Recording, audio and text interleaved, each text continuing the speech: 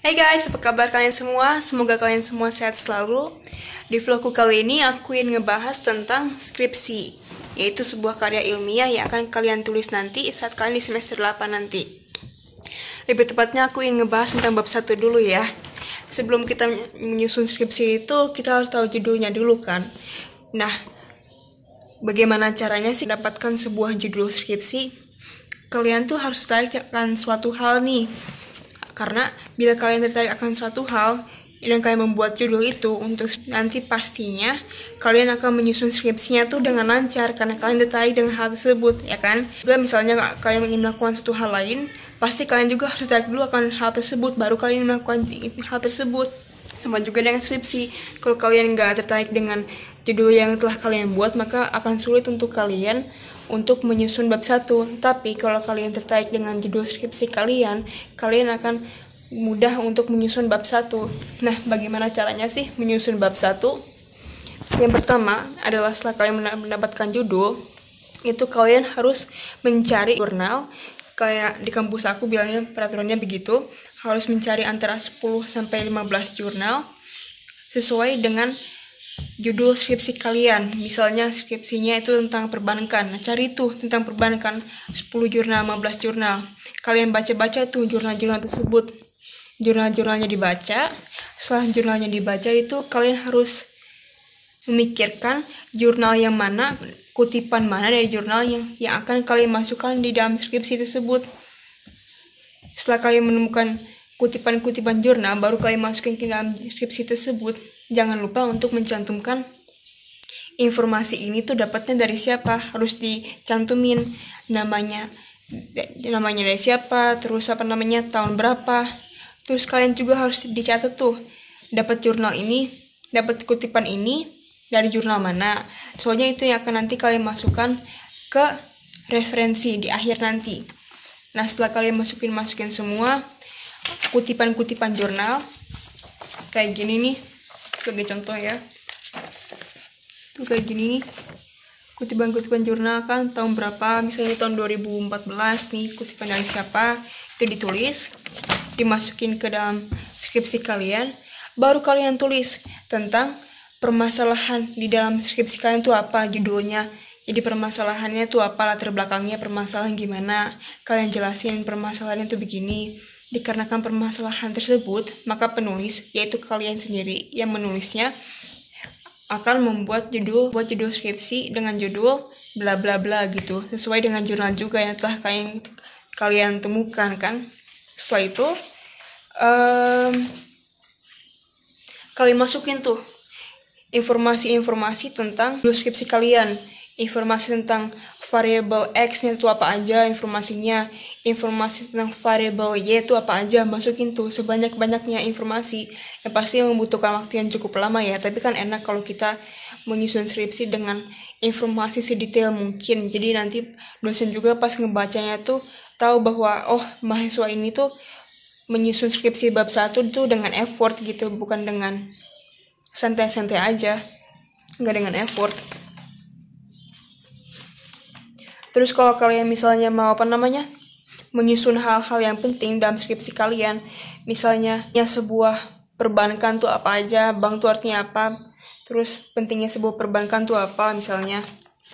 Nah, kalian tulis yang di atasnya tuh dengan bold dulu, kutipan dengan bold kayak gini. Ini kan hitam gini kan. Nah, setelah itu baru kalian tulis di bawah bold itu pentingnya bank tuh apa aja, kalian jabarin di bawahnya tuh pentingnya bank gini. Terus kalian tulis, jangan lupa tulis ya, dapat informasinya itu dari mana. Bisa dari jurnal. Kalau nggak dapat informasinya dari jurnalnya hanya sebagai latar belakangnya doang, untuk mendapatkan informasinya lebih lanjut, ya udah kalian bisa carinya dari Google. Setelah itu masukin teori-teori itu tentang variabel kalian, teori dari si A, teori dari si B, masukin sebanyak-banyaknya teori gitu. Jadi itu juga dapat menambah wawasan kalian tentang skripsi kalian juga, variabel kalian juga, jadi dapat lebih banyak wawasan. Setelah kalian udah tulis semua itu, udah mau masukin latar belakang masalahnya kayak gimana, kutipan-kutipan dari jurnalnya kayak gimana, sama kalian juga udah tulis kutipan jurnal kayak gimana. Kalian tulis formulasi masalahnya tuh apa, kayak gini, masalahnya tuh apa aja yang ingin kalian tulis. Jadi latar belakang masalahnya udah tulis sama kalian. Nah, apa aja yang ingin kalian tulis sebagai inti dari permasalahannya tuh. Kalau misalnya kalian tulis inti dari permasalahannya tuh ada 3 atau 4, misalnya kalian mau tulis 4. Nah, kalian tulis manfaat dari penelitian tuh harus juga ditulis 4. Kalau misalnya kalian tulisnya manfaat dari penelitian 3, maka formulasi masalahnya juga harus ada 3 gitu. Jadi harus bersesuaian. Ya udah, intinya sih gitu aja untuk bab 1. Susah gampang sih ya. Sesuai dengan pengalaman aku, bab 2 sih lebih gampang dibandingkan bab 1. Soalnya bab 2 kan lebih masukin definisi-definisi aja sih.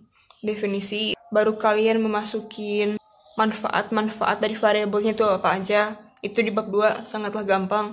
Kalau di bab 1-nya kan kalian tuh harus lebih mencari banyak informasinya dulu tentang suatu permasalahannya itu sesuai dengan variabel kalian.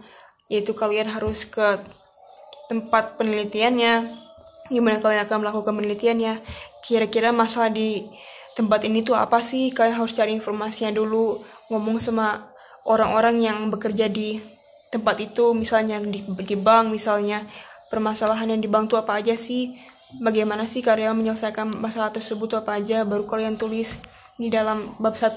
Itu baru tulis tuh dirancang kayak gitu sih. Jadi pokoknya untuk para pejuang skripsi bab 1 semangat terus, jangan pantang menyerah.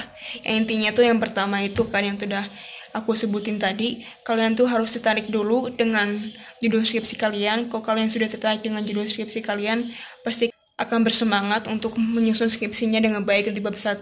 Oh ya, dan jangan lupa kalau kalian memang mengalami kendala di dalam menyusun bab 1 ini, kalian coba menghubungi dosen bimbing kalian. Jangan malu-malu, langsung aja nge-WA atau langsung minta ajak ketemu. Kalau nggak bisa ngajak ketemu, ya udah nge-zoom aja sama dosen bimbing.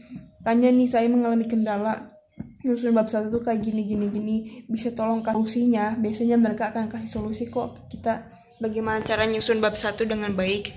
Gitu aja. Jadi jangan malu, jangan sungkan untuk nanya ke dosen pembimbing. Jangan juga malu untuk nanya ke kakak-kakak tingkat kalian yang sudah pernah mengalami skripsi sebelumnya, bagaimana caranya menyusun skripsi dengan baik.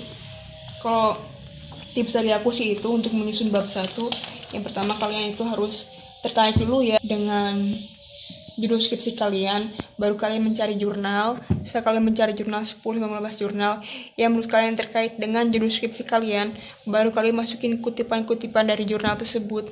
Baru setelah masukin kutipan dari jurnal tersebut, kalian tulis tuh permasalahannya apa, permasalahan dari variabel-variabelnya itu apa dari judul skripsi kalian jabarin dulu. Yang sebelumnya itu kalian harus mencari informasinya dulu di tempat itu kan. Setelah itu baru kalian tulis manfaat dari melakukan penelitian ini tuh apa, tujuan dari penelitian itu apa. Manfaat dan tujuannya itu harus sesuai kan yang sudah aku sebutin tadi. Kalau tujuannya itu ada 3, maka manfaatnya juga harus 3, kayak gitu. Ya udah, itu aja dari aku. Semoga itu dapat membantu kalian dalam menyusun bab 1. Semangat, pantang menyerah. Kalau kalian memang niat untuk menyusun bab 1 dengan baik, pasti kalian dapat menyelesaikan bab 1 dalam waktu 4 atau 5 hari. Karena aku dapat menyelesaikan bab 1 dalam waktu 4-5 hari. Sekarang udah mau menyusun bab 3 sekarang. Nanti aku mau bikin vlog lagi tentang bagaimana cara menyusun bab 2. Pokoknya semangat terus ya, fighting, pantang menyerah. See you in my next vlog, bye. Dance.